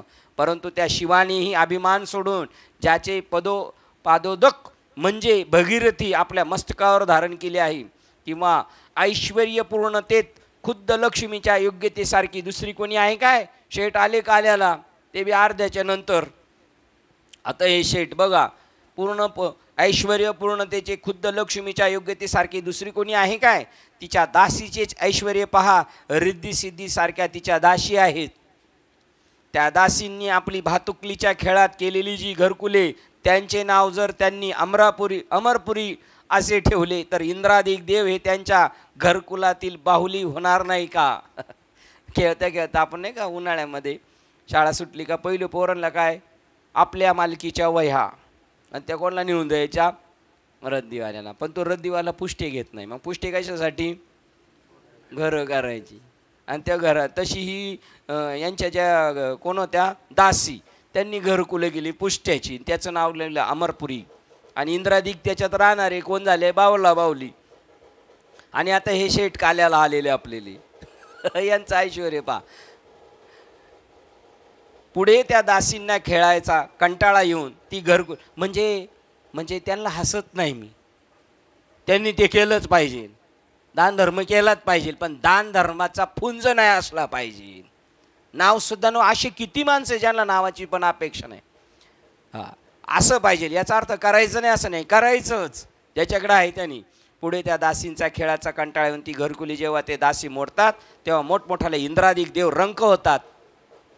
तसेच ज्या ज्या झाडाकडे पाहतील ती झाडे कल्पवृक्ष होतात. त्या दासींनी असं पाहिलं त्या झाडांकडे, त्या बोरी बावळीची झाडं काय झाली? कल्पवृक्षाची झाली. असे जिच्या घरातील सान्निध्य असणाऱ्या दासींचे सामर्थ्य आहे, अशी ऐश्वर्याची मुख्य पट्टराणी श्री लक्ष्मीचीही माझ्या स्वरूपाचे ठिकाणी प्रतिष्ठा नाही. तिला सुद्धा गप पाय दाबावं लागतात, फुशारकी करावं लागत नाही. असे लक्ष्मीने पाहिल्यावर मग तिने जेव्हा मनोभावाने सेवा केली व आपल्या ऐश्वर्याचा सर्व अभिमान टाकला, तेव्हा ती माझ्या पाय धुण्याच्या दैवास अधिकारास प्राप्त झाली. एवढी मोठी सुद्धा पाय धुवायला भेटले तरी दैववान भाग्यवान झाली. म्हणून माझ्या प्राप्तीचा थोरपणा एकीकडे ठेवून शास्त्रीय ज्ञानाचा अभिमान विसरून, कीर्तन प्रवचन करणारांनी ज्याला वाजवता गाता येतं त्यांनी भाव नाही खायचा. म्हणून आणि भाव खायचं त्याचं येतं काम पण नाही. त्याने आपलं जिकडं भाव भेटतो तिकडं जायचं, थांबायचं सुद्धा नाही येतं. म्हणून माझ्या प्राप्तीचा थोरपणा एकीकडे ठेवून शास्त्रीय ज्ञानाचा अभिमान विसरून जेव्हा जगतात नम्रपणे वागण्याची सहज वृत्ती होते. तुमची खोड काढाव द्या त्यांनी तरी. मला नलावडे साहेबांची आठवण होती. नलावडे साहेब म्हणतात, तुमच्याविषयी जरी समोरचा षडयंत्र करणार आहे आणि तुम्हाला कळाले तरी तुम्ही त्याला त्याच्या मस्तीत राहून द्यायचं, त्याला कळून नाही द्यायचं. अय तुझे सगळं मला कळाले. त्याला असं वाटतं फसवलं की नाही, महाराजांना फसवलं की नाही, त्याच्या आनंदात काय विरजण टाकायचं आपण, त्याला त्याच्या मस्तीत राहून द्यायचं ना आपण आपल्या मस्तीत राहायचं. कबीरा आप ठगे, कबीरा आप ठगे और न ठगे कोई, आप ठगे तो सुख उपजे और ठगे तो दुःख उपजे. दुसऱ्याला नाही ठकवायचं, फसवायचं. आपण फसलोच पाहिजे. आपण फसलो ना, याचं प्रतीक आहे आपण फसलो. हा, बुलविले आपण फसलो, ठीक आहे, पण दुसऱ्याला नाही फसवायचं. दुसऱ्याला फसवलं तर दुःख होणार कोणाला? त्याला का आपल्याला?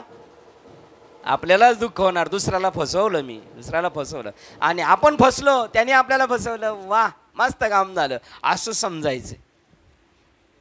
शास्त्रीय ज्ञानाचा विसरून जेव्हा जगतात नम्रपणे वागण्याची सहज वृत्ती होईल. नम्रपणे वागायचं म्हणजे ते म्हणतात दाट होतो खाऊन मुद्दाम, रे याचा लय मला राग आलाय, जाऊ दे, असं नाही. अंतःकरणात जाऊ दे. कोण म्हणलं होतं जाऊ दे?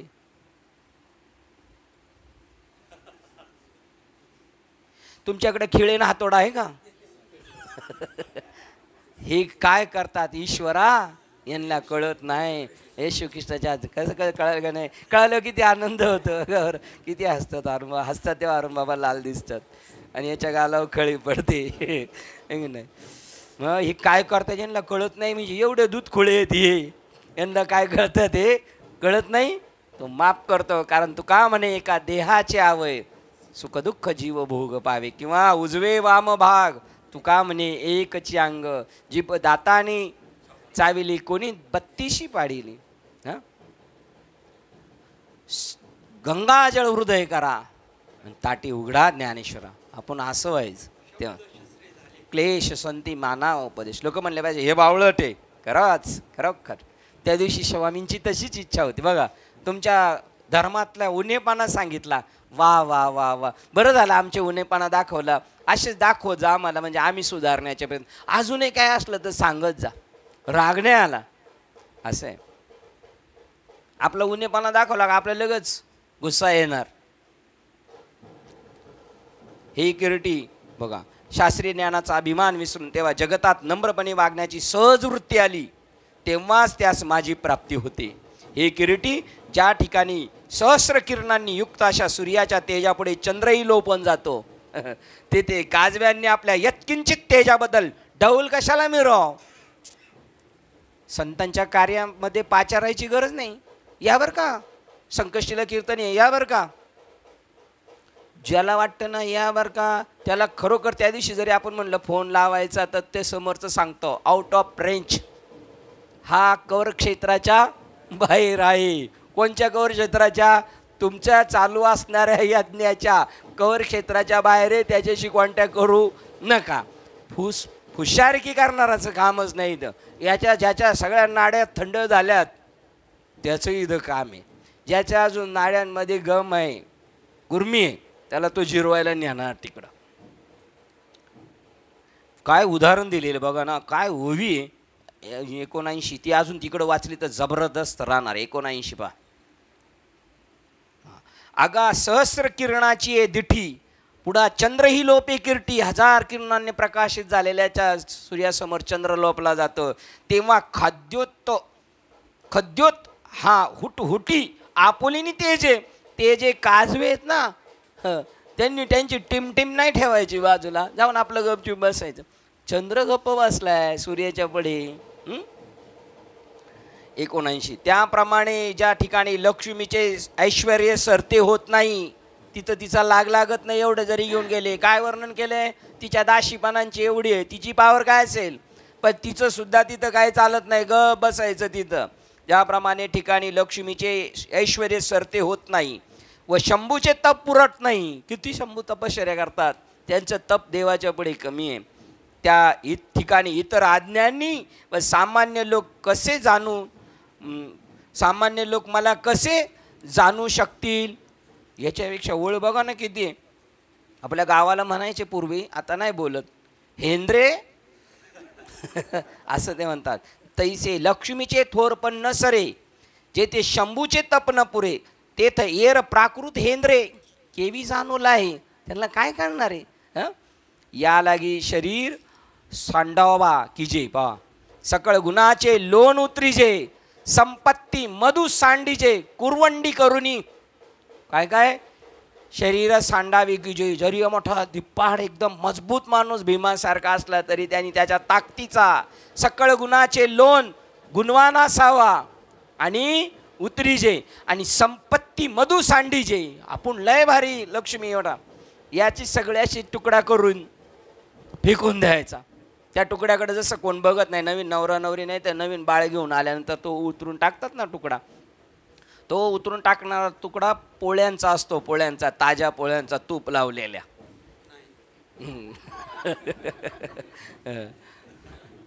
याकरता परमात्म्यावरून सर्व शरीर ओवाळून टाकावे, देहास अहंकाराचा बात करावा आणि आपल्याजवळ असलेल्या सर्व गुणांचे लिंबलोन उतरावे आणि संपत्तीचा मद गर्व फुंजई मजवरून वळून टाकला पाहिजे. नॉर्मल झाला पाहिजे माणूस, पार मोकळा झाला पाहिजे, मोकळा. मग त्याला खरा आनंद भेटतो. त्याचं ज्ञानेश्वर तुकाराम महाराज म्हणतात, साठवणीचे रुंदले जागे म्हणून देऊ नको म्हणतात. पहिलाच माल भरपूर आहे, आता दुसरा आणून ठेवायला जागा नाही. श्लोक क्रमांक 26. मला काय हवंय, मला तुमच्याकडून काय हवंय. जो मला पान पत्र फल फूल फळ जल भक्तीने देतो, त्या शुद्ध चित्त पुरुषाचे भक्ती अर्पण केलेले ते पत्र पुष्पाधिक मी स्वीकारतो, त्यांचा मी स्वीकार करतो. काय पाहिजे देवाला. हे जाऊ ना आपण गुरुपौर्णिमेला बाबाला घेऊन, गुरुपौर्णिमेला बाबांना हे घेऊन जाऊ. काय करून घ्यायचं आपण, तुळशीचा पाला, एखादं फळ, कोणतं फळ न्यायचं माहिती का तुम्हाला?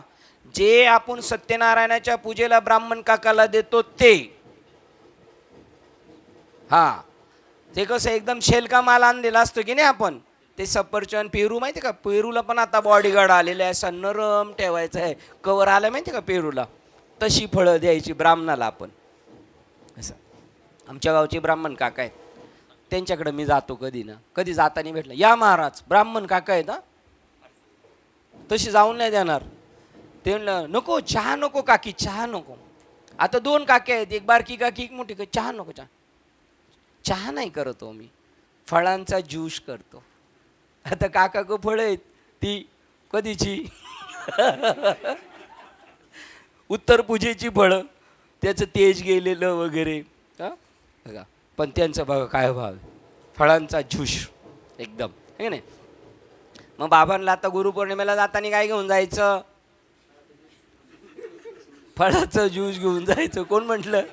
असं आहे बरोबर. एक बाबाला फळाचं ज्यूस घेऊन गेले गायकवाडताईंच्या इथे, गायकवाडताई सांगत होते, आणि बाबाला दिलं प्यायला ना, तर बाबाला तो ग्लासच उचल्याने तर शिष्याने असा लावला जसा तोंडाला, तर ताई म्हणल्या काय त्याला हाताला पॅरलेसिस झालाय का काय बाबाला हातात ग्लास सुद्धा सहन होईल त्याला. काय बोलणे, पण निर्लज्जम साधा सुखी. पान, पत्र, फल, पुष्प, फळ, जल, पाणी घेऊन जायचं बाबाला, बिस्लरीची बाटली गुरुपौर्णिमेला.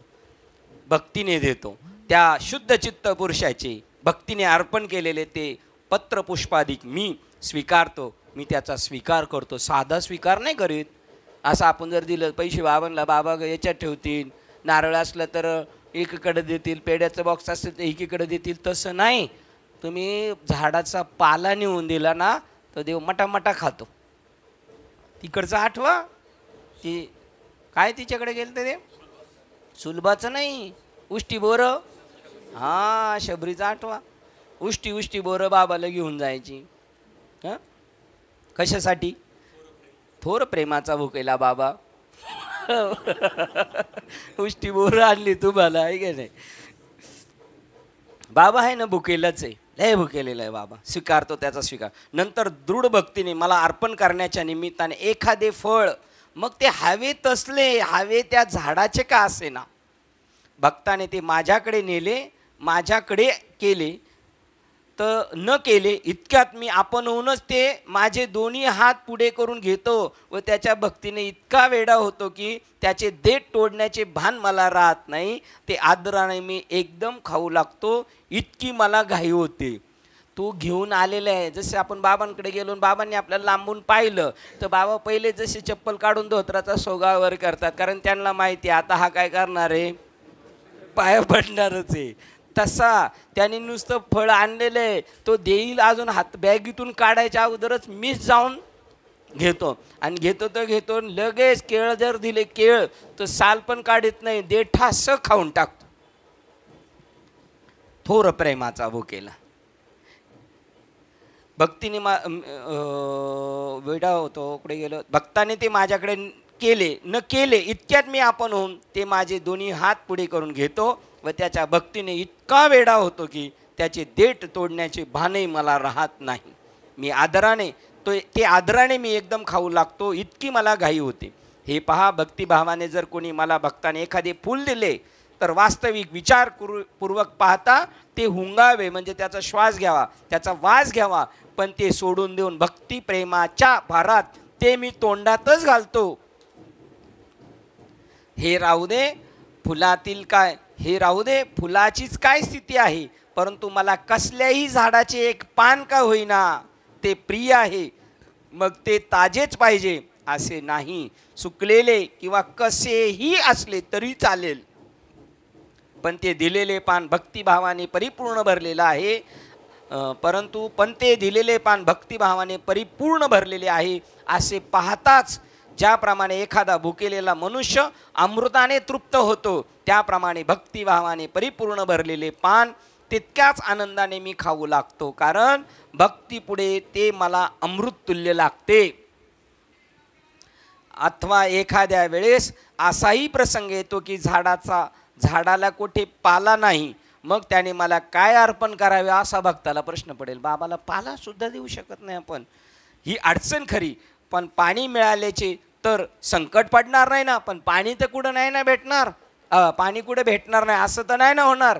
मग ते पाणी वाटेल त्या ठिकाणी फुकट मेहनतीशिवाय मिळते. तेच आपले सर्वस्व समजून मला मनोभावाने जो अर्पण करतो अर्जुना, त्याची मला किती धन्यता वाटते म्हणून सांगू. काय दिले? पाणी. त्याने त्या करण्यात माझ्याकरता वैकुंठाहून मोठमोठी देवळे बांधली, कौस्तुभ मण्याहून अधिक तेजस्वी असे अलंकार मला अर्पण केले. त्याने दुधासारखी स्वच्छ व क्षीर समुद्राप्रमाणे चित्ताकर्षक अशी अगणित शय्यास्थाने माझ्याकरता निर्माण केली आहेत. त्याने त्या करण्यात कापूर, चंदन, कृष्णागर अशा सुगंधाचा महामेरू एवढा ढीग अर्पण केल्याप्रमाणे होते. त्याने माझ्यापुढे काडवाती लावून सूर्याची दीपमाळ पाजळल्यासारखे होते. काकडाचं तो चिंदीचा ते लावलं तरी मला असं वाटतं बापरे, सूर्याचीच दीपमाळ लावली की काय.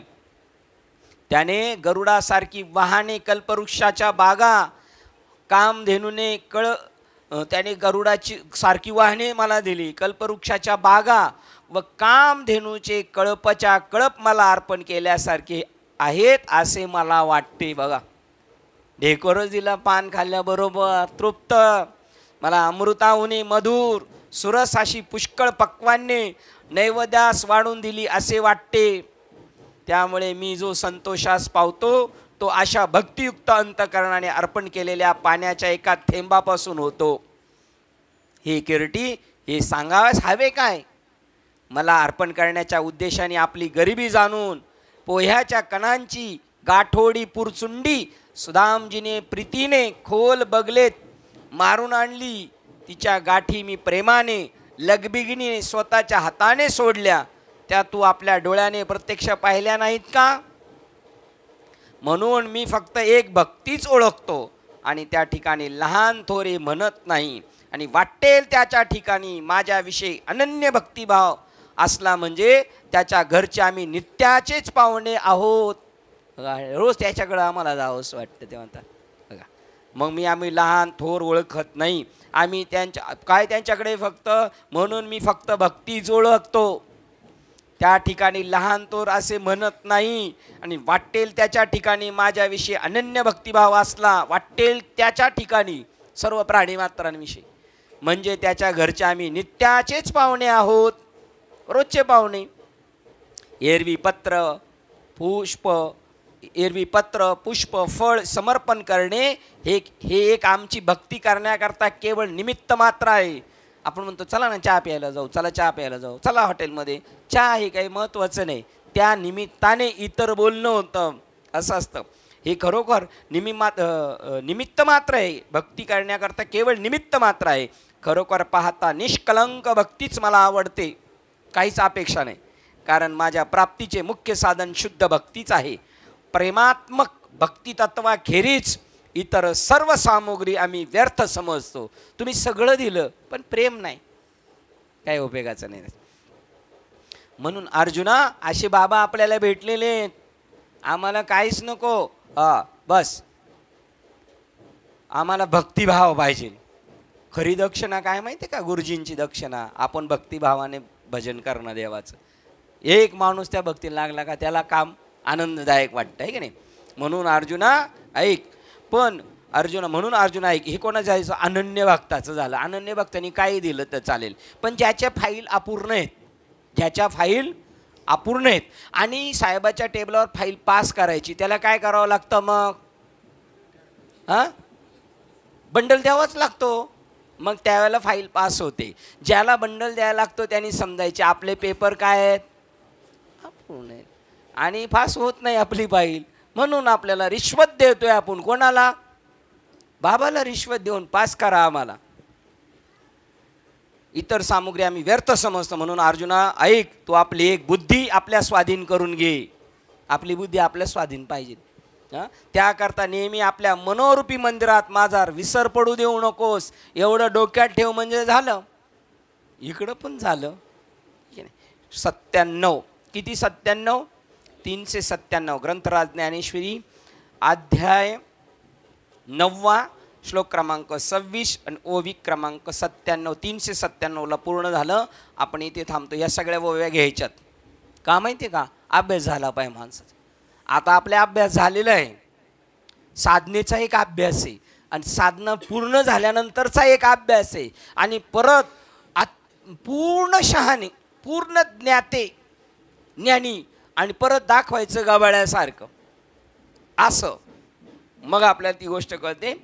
असो, झालेली सेवा हृदयस्थ सद्गुरू सच्चिदानंद श्रीपाद बाबा रामदास बाबा अधिष्ठान श्री ग्रंथराज ज्ञानेश्वरी संत मालिका तसेच तुम्हा संत वृंदांच्या चरणावर, ते वाजंत्री त्यांच्या चरणावर आणि तुम्हा सर्वज्ञांच्या चरणावर सेवा समर्पित करून सेवेला इथे पूर्ण विराम देऊया. पुंडलिक वरदेव हरी विठ्ठल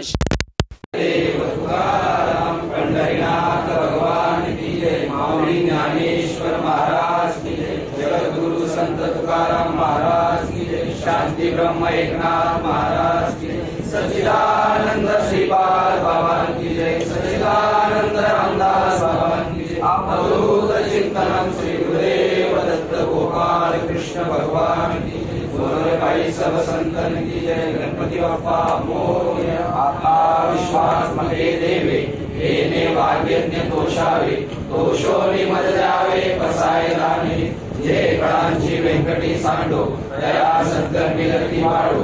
भूता परस्परे जोडो, मैत्र जीवांचे दुरितांचे निमिर जाओ. विश्व धर्म सूर्य पाहो, जो जे वांछिल तो ते लावो. प्राणी जात वर्षद सकळ मंगळी, ईश्वर निशांची मांदी आली. अनवर्त कुमंडळी भेट तुला होता. सदा कल्पतरुचे आरव, चेतना चिंतामणीचे गाव. ओलतेचे अर्णव विभूषांचे, चंद्रमेचे आलांछन. नाटंड्याचे तापहीन, हे सर्वाही सदा सज्जन सोयरे होतु. किंबहुना सर्व सुखी पूर्ण होई त्रिलोकी. भजितो आदि पुरुषी अखंडित, आणि रत्नोपजीवे विशेष लोकी. दृष्टादृष्ट विजय भवावेची, हे तमने श्री विश्वेश्वराहो. आहुई रदान बसाहो, येणे वरे ज्ञान देवो सुद्या झाला. येणे वरे ज्ञान देवो सुद्या झाला. येणे वरे ज्ञान देवो सुद्या झाला. हरि ओम. शांती शांती शांती.